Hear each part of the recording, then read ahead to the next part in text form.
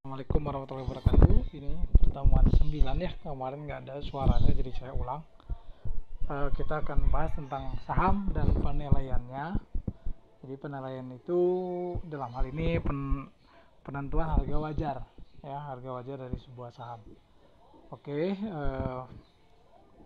walaupun harga itu ditentukan oleh pasar ya, tapi kita bisa menentukan harga wajarnya. Yang pertama kita lihat tentang pengertian saham. Saham itu merupakan surat berharga yang diterbitkan emiten. Ya, emiten itu lembaga atau perusahaan penerbitnya, baik itu perusahaan pemerintah, BUMN, negara atau swasta, yang menyatakan bahwa pemilik saham itu mempunyai hak kepemilikan aset atas aset-aset perusahaan. Ya.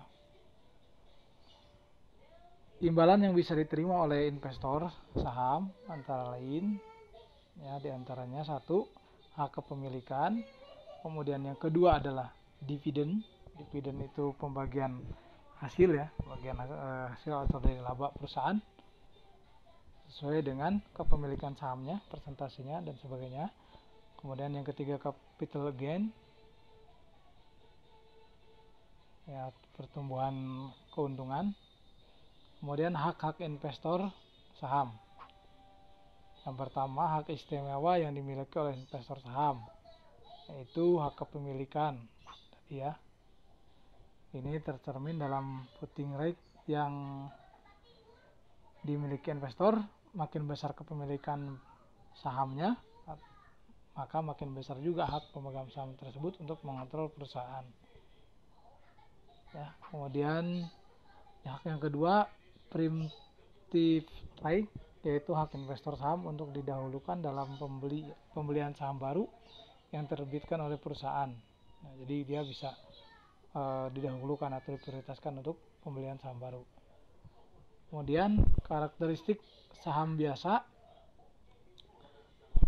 Yang pertama, dia memiliki dividen ya, dividennya dibayarkan sepanjang perusahaan memperoleh laba, ini untuk saham biasa.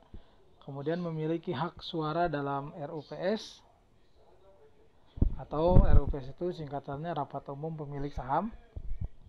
Nah, pemegang saham ini biasanya dapat mempengaruhi kebijakan korporasi atau perusahaan melalui proses pengambilan suara atau voting dalam pembuatan tujuan dan kebijakan dan memilih dewan direksi perusahaan. Kemudian yang ketiga, karakteristik yang ketiga, memiliki hak terakhir dalam hal perusahaan bila di likuiditas. Keempat, memiliki tanggung jawab terbatas sebesar saham yang dimiliki. Selanjutnya, karakteristik saham preference. Saham preference ini beda dengan saham biasa ya. Saham biasa tadi. Nah, ini karakteristiknya, satu, memiliki hak lebih dahulu dalam memperoleh dividen dan pembayaran dividen dalam jumlah tetap yang lebih tinggi daripada dividen saham biasa. Dan yang kedua, memiliki hak pembayaran maksimum sebesar nominal sahamnya setelah pembayaran kepada kreditor dalam hal likuiditas. Yang ketiga, memiliki hak utama di atas pemegang saham biasa dalam hal likuiditas. Kemudian tujuan penilaian saham atau penentuan harga wajar saham. Yang pertama, saham merupakan aset finansial yang dapat dijadikan investasi. Kemudian yang kedua, penilaian saham dilakukan untuk menentukan apakah saham yang akan dibeli atau dijual akan memberikan tingkat return yang sesuai dengan return yang diharapkan oleh investor. Yang ketiga, nilai saham dibedakan menjadi nilai buku, nilai pasar, dan nilai intrinsik. Selanjutnya, apa itu nilai buku atau book value? Book value itu adalah nilai buku per lembar saham, itu adalah nilai aset bersih yang dimiliki pemilik dengan memiliki satu lembar saham. Kemudian yang kedua, dilihat dari laporan keuangan perusahaan yang bersangkutan. Rumusnya adalah nilai buku adalah total ekuitas dibagi dengan jumlah saham biasa yang beredar. Selanjutnya, nilai pasar atau market value. Nilai pasar itu adalah harga saham di bursa saham pada saat tertentu, pada waktu tertentu, karena nanti kan berubah-ubah ya harga itu. Kemudian yang kedua ditentukan oleh permintaan dan penawaran saham yang bersangkutan di pasar bursa. Kemudian yang ketiga nilai intrinsik saham ya. Nilai intrinsik saham itu adalah nilai sebenarnya atau nilai seharusnya dari suatu saham.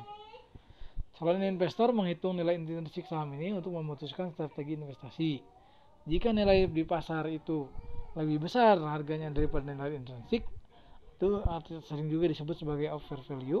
Over value itu maka saatnya kita menjual ya.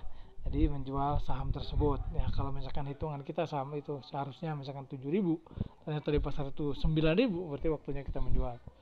Kemudian yang kedua, jika nilai di pasar lebih kecil daripada nilai intrinsik atau under value, maka kita membeli. Nah, jadi dengan kemampuan menghitung nilai intrinsik saham ini, jadi kita bisa memutuskan apakah membeli saham A atau tidak membelinya, atau apakah menjual saham A atau tidak menjualnya. Next. Nah, jadi karena harga saham di pasar itu ditentukan oleh permintaan dan penawaran, nah, kita akan coba untuk menentukan nilai intrinsik saham. Oke. Nilai intrinsik suatu saham hanya bisa diperkirakan dengan pendekatan tertentu. Karakteristiknya ya. Kemudian yang kedua, pendekatan berbasis analisis fundamental yang bisa dilakukan dengan yang dilakukannya adalah dengan satu pendekatan nilai sekarang. Jadi analisis terhadap nilai intrinsik itu ada analisis fundamental ya. Pendekatan nilai sekarang, present value, pendekatan price earning ratio, dan juga pendekatan lainnya. Oke, pendekatan nilai sekarang seperti apa? Dalam pendekatan ini perhitungan nilai saham dilakukan dengan menghitung nilai sekarang, present value, semua aliran kas saham yang diharapkan di masa datang dengan tingkat diskon sebesar tingkat return yang disyaratkan investor. Nanti ada rumusnya ya. Kemudian yang kedua, aliran kas yang bisa dipakai dalam penilaian saham dengan pendekatan ini. Pendekatan nilai sekarang ini adalah earning perusahaan atau berupa earning yang dibagikan dalam bentuk dividen.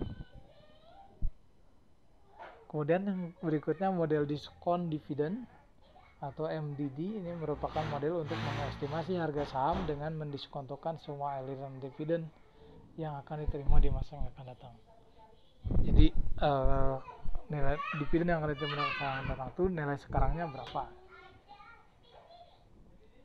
Kemudian berikutnya penilaian saham preference, itu saham yang memberikan sejumlah dividen yang tetap jumlahnya dalam waktu yang tak terbatas.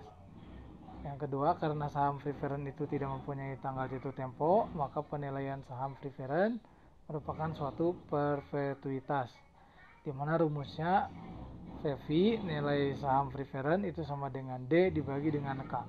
D-nya adalah dividen tahunan per lembar saham preference, dan K-nya adalah tingkat return atau pengembalian yang disyaratkan atau yang diinginkan investor pada saham preference tersebut. Contoh, Microsoft mempunyai saham preference dengan tingkat dividen yang dibayarkan sebesar 1.500 setiap tahun.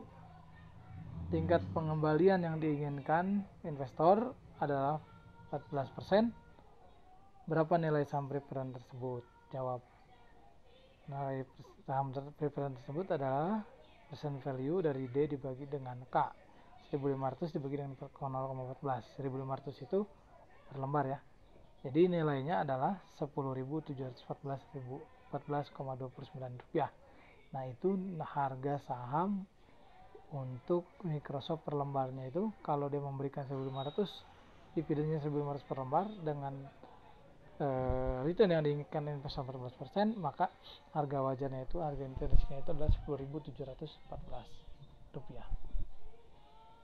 Oke, kita cek dulu ya. Ini dibagi part 1, nanti kita lanjut lagi di part 2.